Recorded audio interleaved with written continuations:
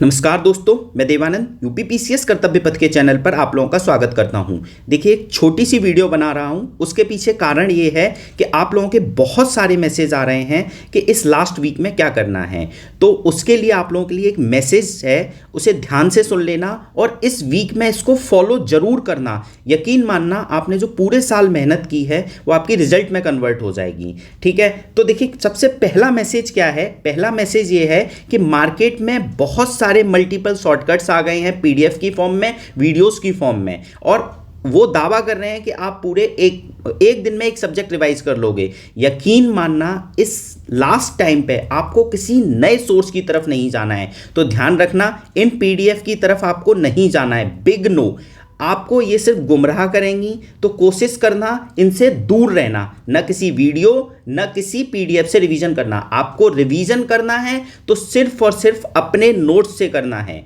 ठीक है। दूसरा, बिलीव इन योर सेल्फ, मतलब बिलीव इन योर सोर्स। जिस सोर्स से आप पढ़ते हुए आ रहे हो अभी तक, उन्हीं सोर्स से हमें बार बार रिवाइज करना है। मान लो आपका कोई बल्कि सोर्स है, तो आप उसे कैसे रिवाइज करोगे? आप क्या करो, उसके पन्ने पलट लो, थोड़ा थोड़ा मोटा मोटा देख लो कि कहां पे क्या लिखा हुआ है, थोड़ा थोड़ा मतलब नजर मारते हुए चलो। ठीक है ना।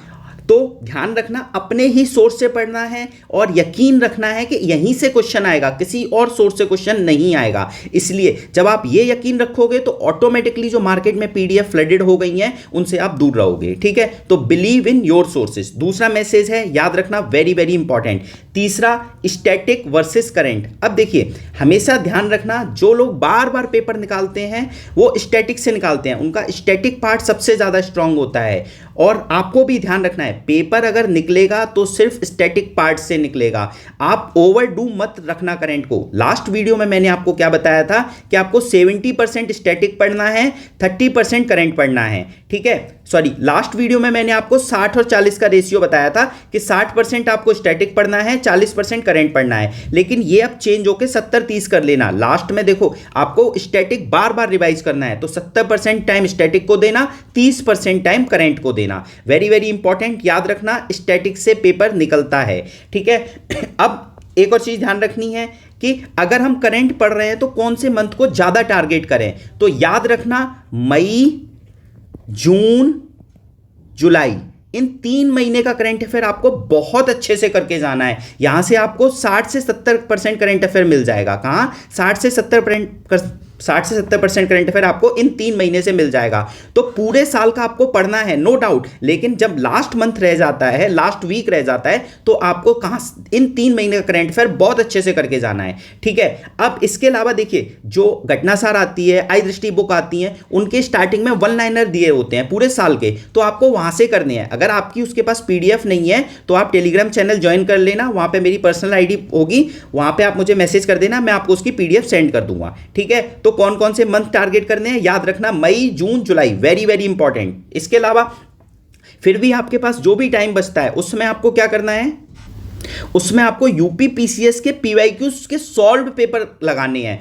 ये नहीं कि अनसॉल्व्ड, सॉल्व पेपर लेना है यूपी पीसीएस के पीवाईक्यू का और उनको देखना है। देखिए, मैंने आपको हमेशा कहा है, अपने दुश्मन को हमेशा सामने रखो। अगर दुश्मन को हमेशा सामने रखोगे तो क्या होगा, एग्जाम टाइम पे आपके सामने पेपर आएगा तो आप कभी भी डरोगे नहीं, आपकी सिली मिस्टेक्स कम हो जाएंगी। तो आपके पास जो भी टाइम बचता है, वीडियो देखने की जगह आपको क्या करना है, यूपी पीसीएस के जो सॉल्व पीवाईक्यू हैं उनको बार बार देखना है कि इसका आंसर ये है, इसका आंसर ये है। मैंने आपको एक वीडियो भी बनाई थी, उसमें यह बताया था कि आपको इस समय पेपर को कैसे सॉल्व करना है। ठीक है, तो वहां से आप देख लेना, उस तरीके से आपको बार बार पेपर को देखना है। क्लियर हो गया। छठवीं चीज आपको क्या याद रखनी है, ये सबसे इंपॉर्टेंट है।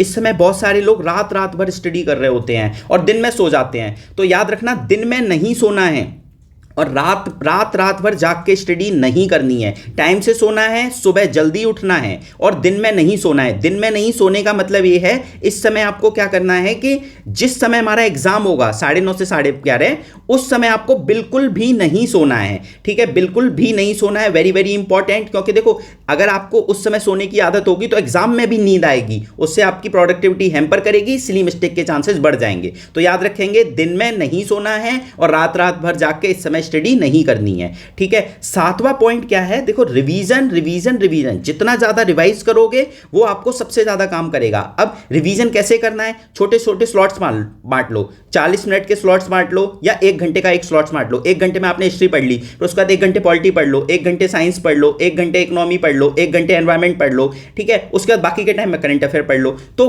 छोटे छोटे स्लॉट्स में पढ़ो, जितना छोटे छोटे स्लॉट्स में पढ़ोगे उतनी प्रोडक्टिविटी अच्छी होगी, उतनी चीजें आप रिटेन कर पाओगे। तो याद रखना रिवीजन इसी तरह से करना है और भरोसा रखो, अपने ऊपर भरोसा रखो कि आप एग्जाम क्लियर करोगे, अपने पूरे रिजल्ट में कन्वर्ट करोगे पूरी मेहनत को। बस एक ही चीज ध्यान रखना, इसमें जो पहला मैसेज बताया है, बहुत सारी मार्केट में पीडीएफ आ गई हैं, वीडियोस आ गई हैं, उनसे दूर रहना है, वो आपको गुमराह करेंगी, उससे पेपर नहीं निकलेगा, सिर्फ और सिर्फ फॉल्स इल्यूजन क्रिएट होगा। आपको करना क्या है, अपने सोर्स से रिवाइज करना है और उन पर भरोसा रखना है कि यहीं से मेरा पेपर निकलेगा। ठीक है ना। और एक और चीज, सुबह जल्दी उठने की आदत डालो। जिस समय आप मान लो जिस दिन एग्जाम है उसमें कितने बजे उठोगे, अभी से उसकी आदत डाल लो इस वीक में कि मुझे इतने बजे उठना है। ठीक है, ये सारी चीजें याद रखोगे। और फिर भी आपको अगर कोई भी इशू आता है तो आप ये टेलीग्राम चैनल ज्वाइन कर लेना, यूपीपीसीएस एवरग्रीन। ठीक है, आपको कोई पीडीएफ चाहिए हो जो करंट अफेयर की, घटना सारे, आई दृष्टि के, वन लाइनर की, आप यहाँ मैसेज कर देना, मैं आपको उसकी पीडीएफ सेंड कर दूंगा। ठीक है, बाकी ध्यान रखो, इस समय सेहत का ध्यान रखना बिल्कुल अच्छे से और खूब पानी पीना जिससे तबीयत बिल्कुल खराब ना हो। All the best, take care.